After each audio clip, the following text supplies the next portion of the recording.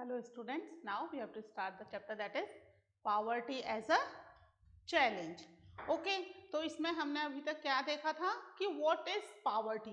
Poverty है क्या और किस तरीके से ये दो ग्रुप में हमने इसको डिवाइड रखा था, सोशल एक्सक्लूजन एंड वल्नरेबिलिटी, है ना। इसके बाद अब आज हम देखेंगे अबाउट द पॉवर्टी लाइन कि पॉवर्टी को जो मेजर किया जा रहा है वो किस तरीके से मेजर किया जा रहा है। ठीक है, तो आज हम करेंगे about the poverty line.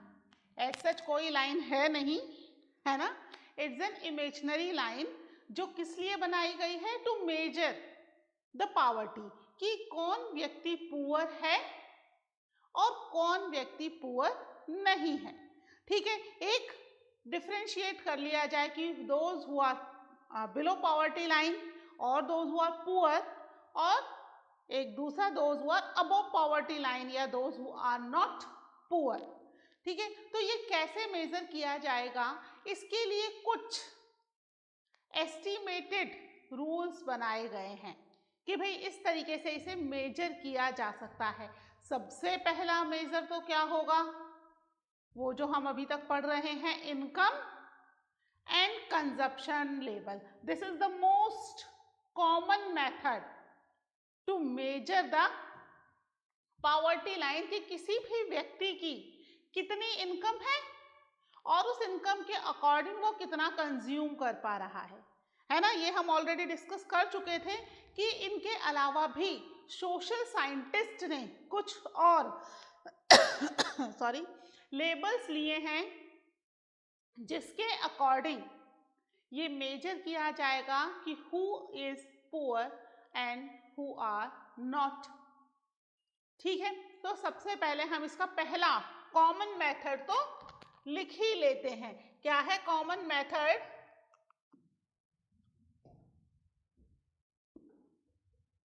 a common method to use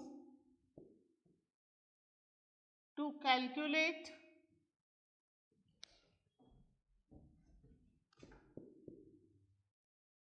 poverty line is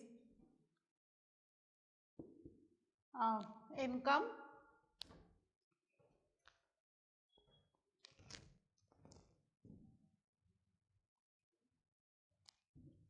ठीक है, क्या होगा, it is based on income and consumption level.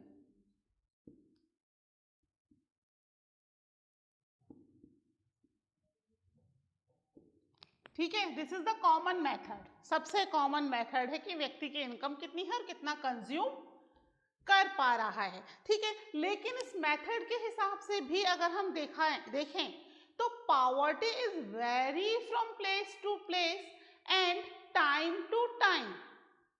जरूरी नहीं इस वक्त जो हम पॉवर्टी को मेजर कर रहे हैं सेम उसी लेवल से आगे भी पॉवर्टी को मेजर किया जाए, है ना। अभी तक मेजर किया जा रहा था विद द बेसिक नीड्स कि भाई बेसिक नीड्स रोटी कपड़ा और मकान वाली बेसिक नीड्स फुलफिल हो रही हैं या नहीं हो रही। अब मेजर किया जा रहा है with the views of social scientist कि एजुकेशन, हेल्थ, है ना, sanitation facility, proper living place, ये चीजें भी मिल रही हैं या नहीं। अगर ये भी नहीं मिल रही तो भी व्यक्ति पुअर है। तो समय के साथ क्या हो गया, पॉवर्टी को मेजर करने का मेथड थोड़ा सा अलग हो गया। इसके अलावा प्लेस टू प्लेस भी वेरी करती है। जैसे अभी इंडिया के अंदर तो बेसिक नीड्स ही फुलफिल नहीं हुई, तो हम लोग क्या कर रहे हैं, पॉवर्टी को मेजर कर रहे हैं according to the basic needs and few extra needs, जैसे एजुकेशन वगैरह की हम एक्स्ट्रा मान लेते हैं, है ना। इसके हिसाब से ही मेजर किया जा रहा है। लेकिन वो कंट्री जहां बेसिक नीड्स फुलफिल हो चुकी हैं, है ना, कोई भी व्यक्ति भूखा नहीं है, किसी को रहने की प्रॉब्लम नहीं है, एजुकेशन की प्रॉब्लम नहीं है, हेल्थ की प्रॉब्लम नहीं है, ये फैसिलिटीज अवेलेबल हैं, वहां पॉवर्टी को मेजर करने के लिए और हाई लेवल हो गए हैं, लेवल्स चेंज हो गए हैं। तो पॉवर्टी लाइन जो है समय एंड प्लेस के हिसाब से वेरी करती है। ठीक है, क्या है? Poverty line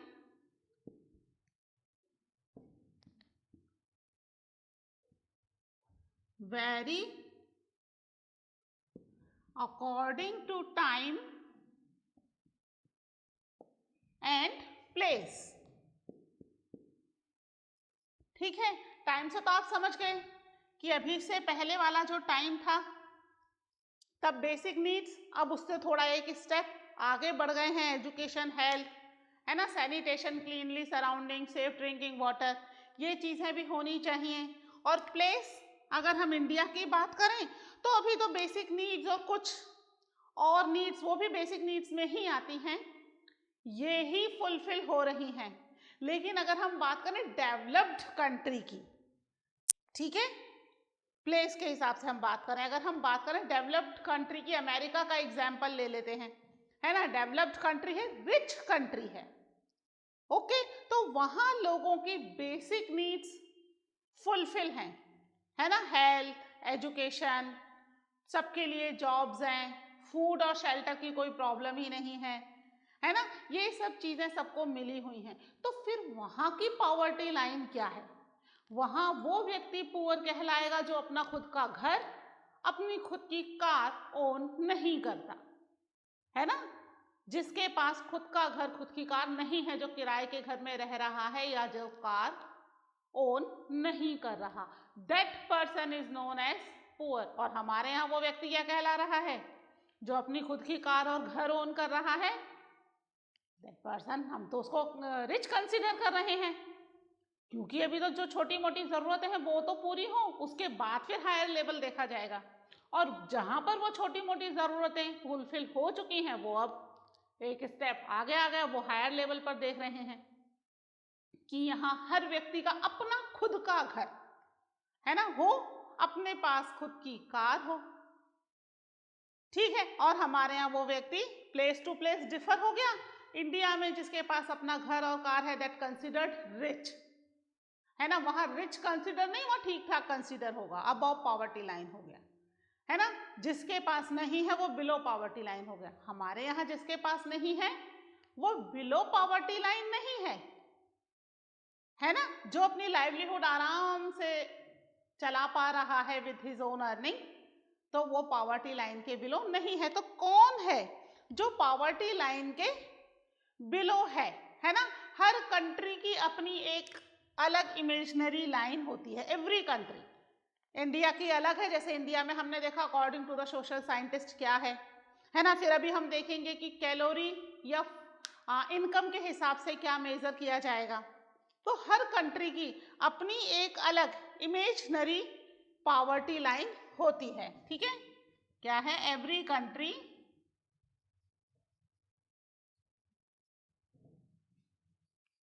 has its own imaginary. क्यों इमेजिनरी है? समय के साथ बदलती रहती है ना। Imaginary poverty line that is considered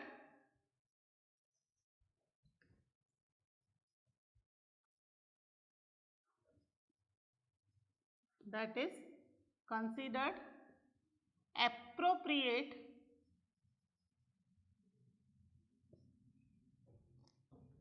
for its existing level।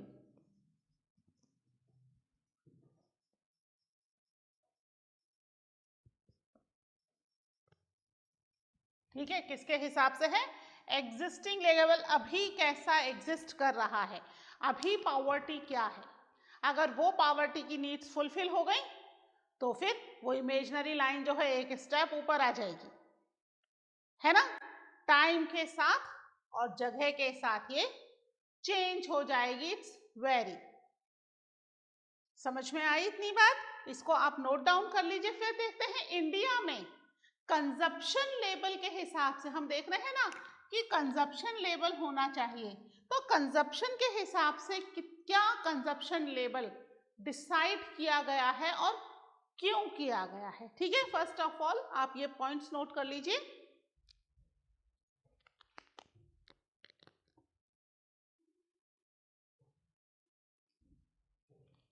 ठीक है, इंडिया में जो है अभी मिनिमम कंजप्शन लेवल क्या है, किस किस चीज में पैसा खर्च किया जाएगा, क्या है कंजप्शन लेवल। सबसे पहले फूड है ना, क्लॉथ, शेल्टर, फुटवियर। हमने देखा था ना कि कहीं कहीं तो फुटवियर क्या है उन लोगों के लिए, दैट वाज लग्जरी, है ना, बहुत महंगे और बहुत एक्स्ट्रा एक्सपेंडिचर है। एजुकेशन, हेल्थ, ये जो है that is the basic consumption level in India, minimum level of consumption. ठीक है, इसके बाद अगर हम बात करें कि भाई कंजप्शन लेवल में फूड कंजप्शन में क्या हम रिक्वायरमेंट मानते हैं। फूड में तो कितना भी खर्च करो, है ना, लो क्वालिटी, हायर क्वालिटी, फिर आप ड्राई फ्रूट्स ही खाओ खाली, है ना। तो क्या कंजप्शन लेवल है फूड में, कि फूड में कितना रिक्वायरमेंट होना चाहिए, that is differ for rural area and for urban area. अब यहाँ क्यों डिफ्रेंशिएट कर दिया भाई रूरल और अर्बन में, सबको सेम रहने दो ना, इक्वालिटी है, तो खाने के हिसाब से क्यों डिफ्रेंशिएट किया, क्योंकि रूरल एरिया के व्यक्ति जो हैं उनका फिजिकल वर्क ज़्यादा होता है comparative to the urban area, है ना। हम लोग जो हैं वो फिजिकल वर्क कम करते हैं, हमारे पास हर काम के लिए मशीनें हैं, है ना, कपड़े धोने हैं तो वॉशिंग मशीन में लगा दिए, बर्तन और झाड़ू पोछा करना है तो बाईजी आ गई। तो हमारी कैलोरी कंज्यूम कहाँ होगी, जबकि रूरल एरिया में कोई बाईजी, कोई मशीन नहीं है।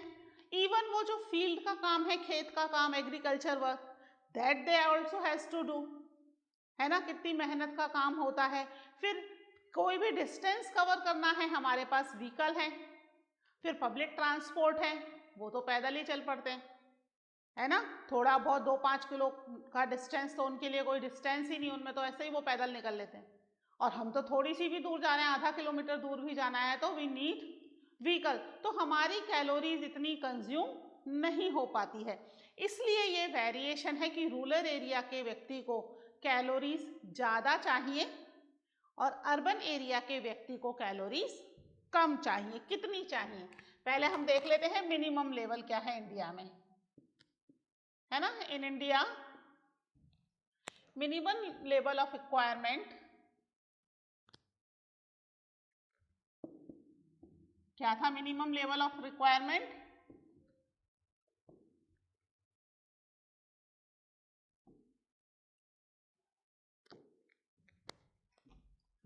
क्या है, दैट इज क्लोथिंग,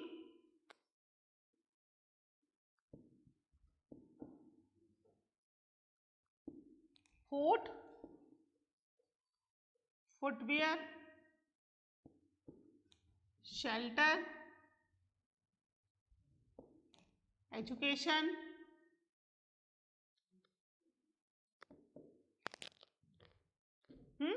और क्या हो जाएगी, electricity, light and health facility कर लेते हैं, ऐसे तो बहुत सारी होती जाएंगी। ठीक है, एंड हेल्थ फैसिलिटीज एक्सेट्रा कर देते हैं, ETC।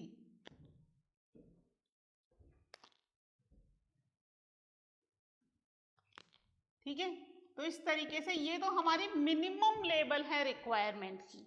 ठीक है, मिनिमम लेवल ऑफ रिक्वायरमेंट में भी फूड जो है, फूड कितना होना चाहिए, ठीक है, ये according to the calorie consumption की कितना कैलोरी को कंज्यूम किया जा सकता है।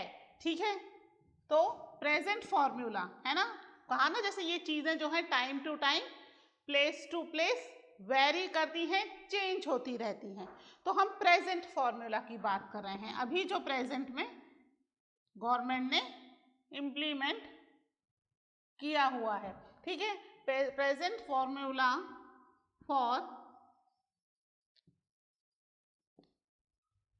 फूड रिक्वायरमेंट है ना, फूड रिक्वायरमेंट के लिए इज बेस्ड ऑन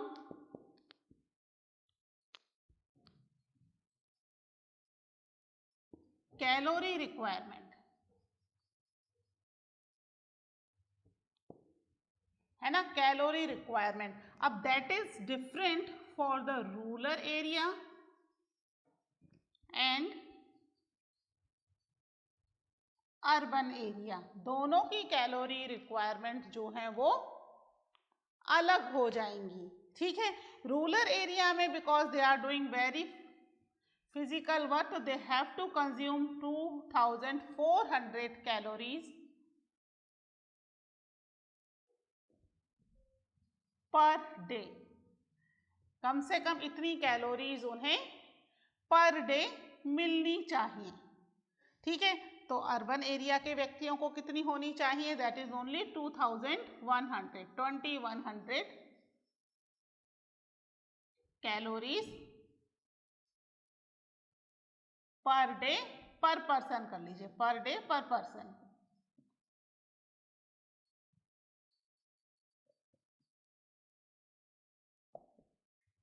ठीक है, इतनी कैलोरी की रिक्वायरमेंट की जा रही है according to the food requirement, कि इतना फूड। अब इसमें कौन कौन सा फूड आता है, दाल, चावल, रोटी, सब्जी, हरी सब्जियां हैं, दही है, दूध है ना, ये सब मिलाकर के लगभग इतना खाया जाए जिसमें कम से कम 2400 कैलोरीज बॉडी को मिले। क्योंकि रूरल एरिया में due to they have to do more physical work, physical work ज़्यादा है, एग्रीकल्चर वर्क करना पड़ता है, डिस्टेंस पैदल कवर करना पड़ता है, हर काम they have to do with their own hands, उनके पास ऐसा सच मशीनें वगैरह नहीं है, इसलिए इन्हें कैलोरीज की रिक्वायरमेंट ज़्यादा है comparative to the urban people, है ना। अर्बन पीपल का मेंटल वर्क ज़्यादा होता है, फिजिकल कम होता है, तो फिजिकल वर्क कम है तो कैलोरीज की ज़रूरत भी अर्बन एरिया के लोगों को कंपैरेटिवली कम होगी।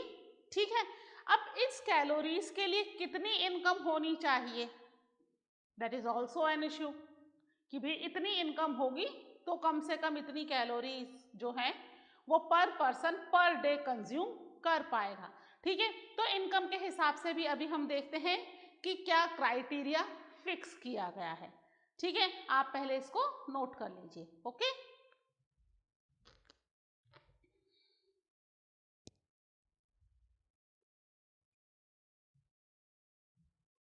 ठीक है, इसको रब कर दूं।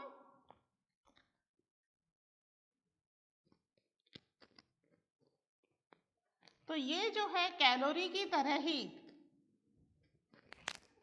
मनी को भी एक तरीके से फिक्स कर दिया गया कि कम से कम इतना अर्निंग होनी चाहिए एक व्यक्ति की, या इतनी खर्चा एक व्यक्ति पे, कम से कम इतना एक्सपेंडिचर पर मंथ होना चाहिए। कैलोरीज तो पर डे है ना, क्योंकि रोज खाना खा रहे हैं, सैलरी तो मंथ में एक बार ही मिल रही है, तो सैलरी जो है वो पर मंथ के हिसाब से शो की गई है कि कितनी इनकम या कितनी एक्सपेंडिचर पर पर्सन होना चाहिए। तो ये भी अकॉर्डिंग टू द सेंसस सर्वे के अकॉर्डिंग है। ये जो हमारे पास डाटास है दैट इज फॉर 2011-12, ठीक है, 11-12 में जो सेंसस हुआ था उसके हिसाब से डाटाज हैं। May be it will change in 2021-22, है ना, क्योंकि सेंसस हर 10 साल में होते हैं और यहाँ पर इसके लिए सैंपल सर्वे होते हैं। पॉवर्टी के लिए एक अलग सर्वे होता है आफ्टर एवरी 5 ईयर्स। ठीक है, तो उसके डाटाज नहीं है हमारे पास, 2011-12 के डाटाज हैं फॉर द कैलोरी रिक्वायरमेंट। ठीक है, तो 2011-12 के हिसाब से poverty line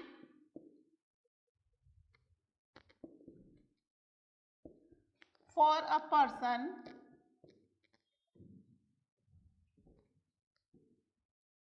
fixed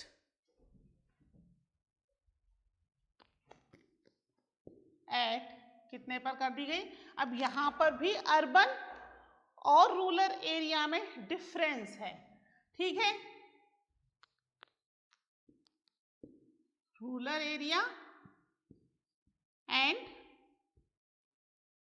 urban area कितनी इनकम होनी चाहिए। अब यहाँ पर कैलोरी रूरल को ज़्यादा चाहिए थी, अर्बन को कम, लेकिन मनी की रिक्वायरमेंट की अगर हम बात करें तो वो अर्बन को ज़्यादा चाहिए comparative to the rural area. ऐसा क्यों भाई? चलिए फिजिकल वर्क करते हैं, तो पैसे की ज़रूरत क्यों ज़्यादा अर्बन एरिया के लोगों को है, रूरल एरिया के लोगों को कंपैरेटिवली थोड़ी सी कम है।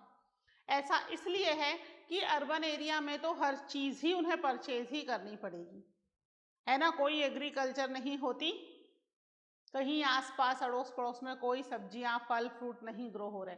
रूरल एरिया में थोड़ी सी ये फैसिलिटी होती है कि वहीं आसपास बहुत सारी चीज़ें उन्हें, क्योंकि वहीं पर ग्रो हो रही हैं, तो सस्ती भी मिल जाती हैं और कई बार आपस में एक दूसरे के साथ चीज़ें एक्सचेंज भी कर लेते हैं। तो इसलिए रूरल एरिया में खर्चे कम है। अर्बन एरिया में हर जगह आने जाने का खर्चा होता है, रूरल एरिया में नहीं होता।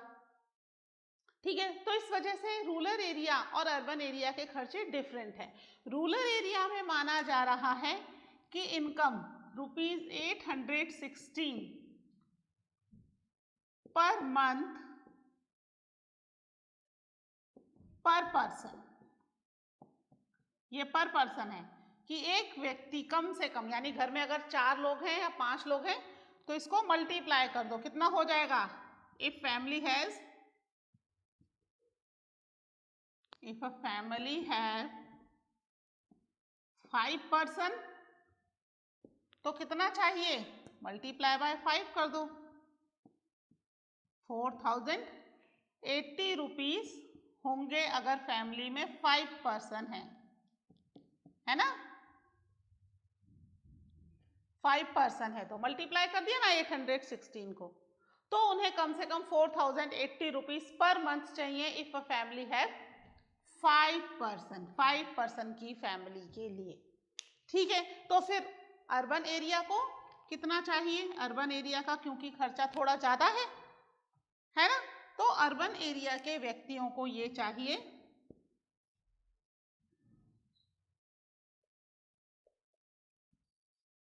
Urban area. ठीक है, अर्बन एरिया के अंदर ये जो है ये माना जा रहा है कि 1000 पर मंथ पर पर्सन, है ना। फिर अगर इफ फैमिली है, इफ अ फैमिली है 5 पर्सन तो फिर क्या होगा, वापस इसको मल्टीप्लाई कर दो, कितना चाहिए, ₹5000 फॉर 5 मेंबर्स, है ना। 5 मेंबर्स के लिए 5000 चाहिए। ठीक है, that is for the urban and rural area, दोनों की ही इनकम जो है that is different from each other, एक दूसरे से अलग होगी। ठीक है, यहाँ पर ये जो डाटा है या ये जो क्राइटेरिया फिक्स किया गया है, ये क्यों फिक्स किया गया है, ठीक है, किसने फिक्स किया है, इसके ऊपर हम डिस्कस करते हैं। First of all you note down these points, okay.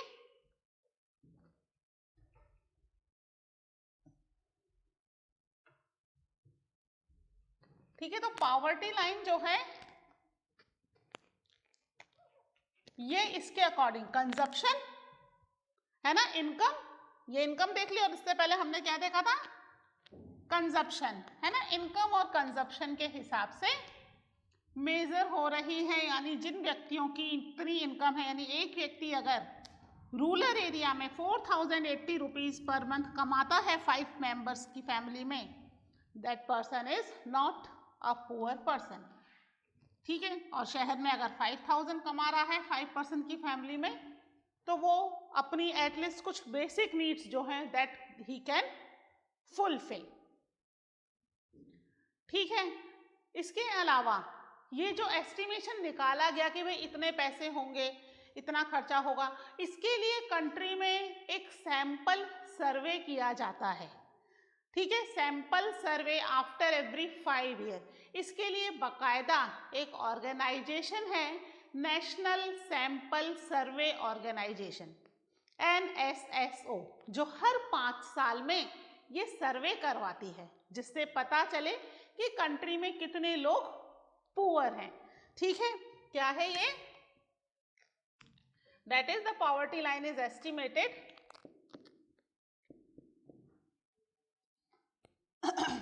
the poverty line is estimated periodically। ठीक है, हर एक पर्टिकुलर पीरियड के बाद पीरियोडिकली इसको एस्टिमेट किया जाता है। किसके द्वारा? By the conducting sample survey after every 5 years। ठीक है, हर 5 साल में ये सैंपल सर्वे किया जाता है। ठीक है, सैंपल सर्वे हो रहा है, यानी देखा जा रहा है कंट्री में कितने लोग पुअर हैं और कितने नहीं हैं। ठीक है, ये सर्वे कौन करवाता है? These survey are carried out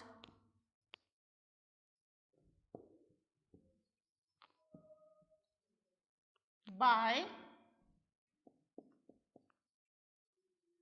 National